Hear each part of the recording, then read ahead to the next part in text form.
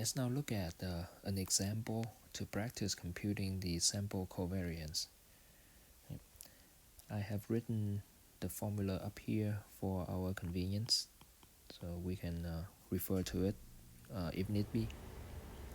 So we have a data set with 4 observations, right? Each observation contains a value of x, which is the time variable, and a value for y, which is the GPA variable. So think of this as having 4 students, right? The first student spends 1 hour studying and has a GPA of 2.0. The second student spends 2 hours studying and has a GPA of 2.2, and so on and so forth. I have given you here the sample mean and sample standard deviation of each variable.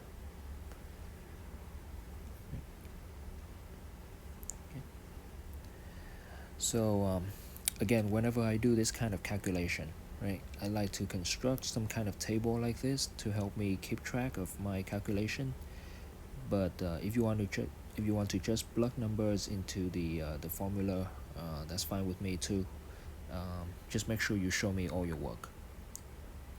So let me start by numbering my columns 1 through 6. So this is column 1, column 2, column 3, 4, 5, and 6.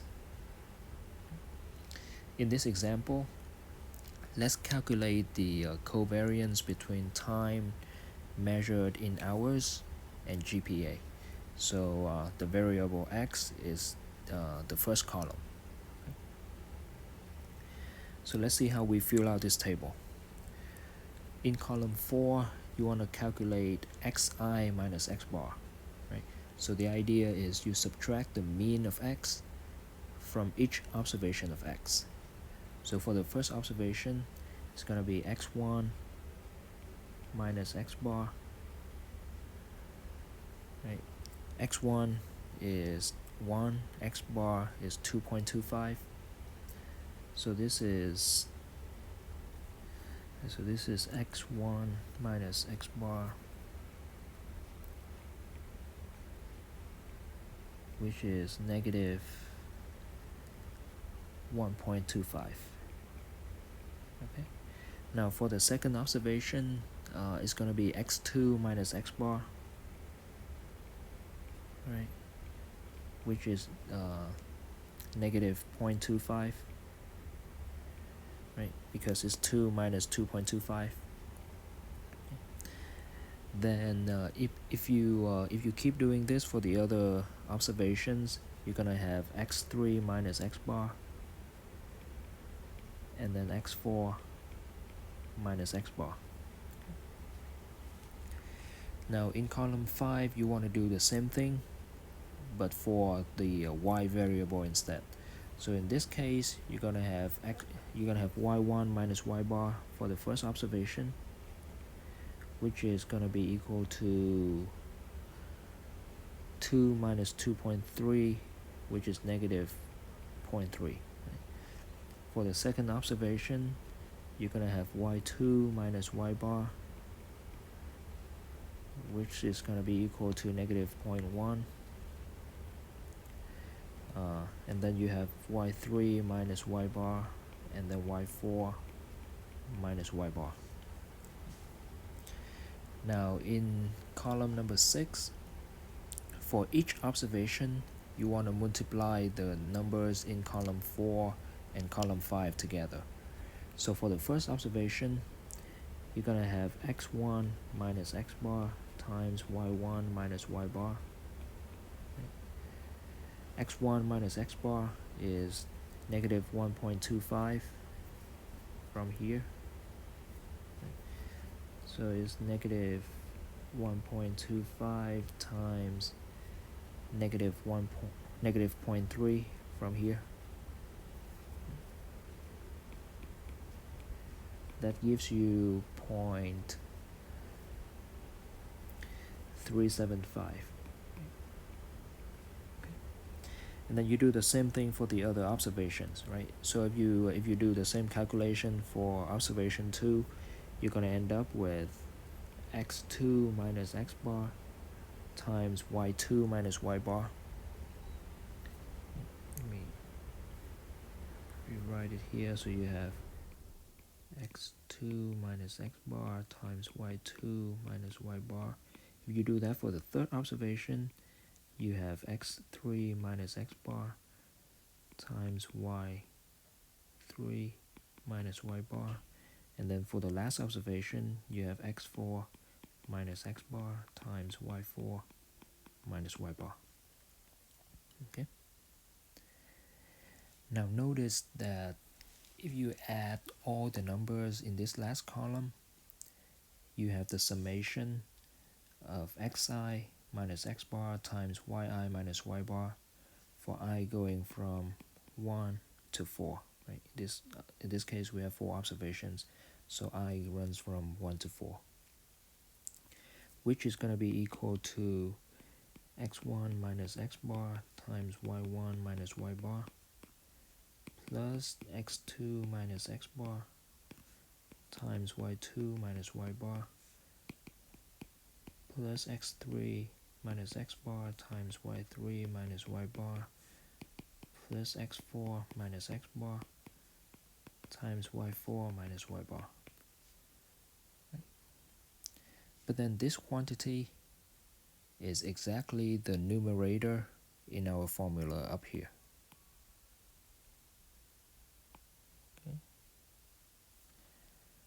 So this is equal to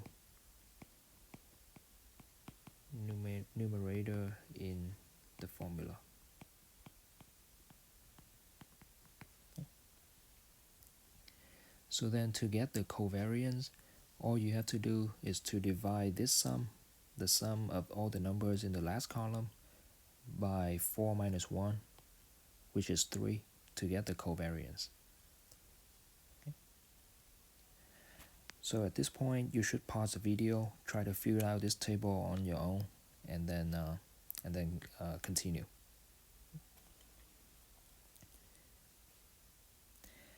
Now you should end up with a table like this, right?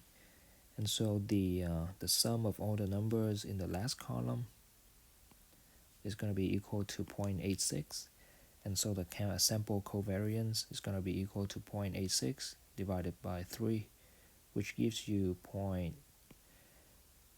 0.2867 for the sample covariance of time measured in hours and GPA. Now note that in this data set, I also have time measured in minutes. Okay. At this point, you should pause the video and calculate the covariance between time measured in minutes and GPA. Okay. Just to practice. Once you have done that, you can proceed with the video. Okay. So now I hope that you have calculated the covariance between time measured in minutes and GPA, and hopefully you got something that looks like this. Right? So the sample covariance is the sum of the numbers in the last column, which is 51.6, divided by 4 minus 1, which is 3, so you have a sample covariance of 17.2. Now here comes the problem with the covariance. Right? Note that basically in this problem, we have the same two variables. Right? We have the same GPA and the same amount of time studying. So an hour corresponds to 60 minutes, 2 hours correspond to 120 minutes, and so on and so forth. Okay?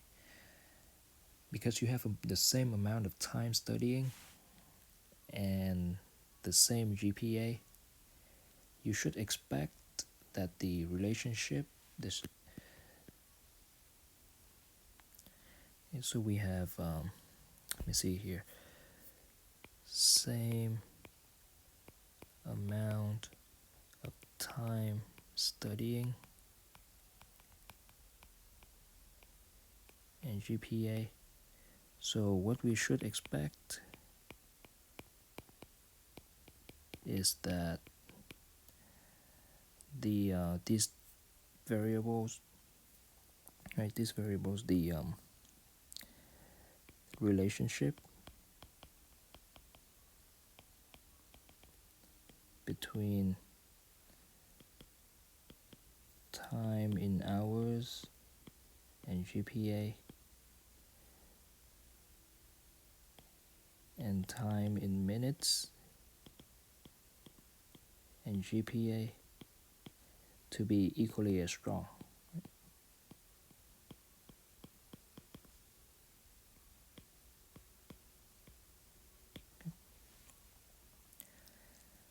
However, our calculations show that we have wildly different numbers, right? So here we have 17.2, previously we have 0.28, okay? And so the value of the covariance depends on how you measure your variables. Right, so covariance depends on how variables are measured. This means that we cannot use a covariance to compare the strengths of the relationship. Can use covariance, right, to compare strengths of the relationship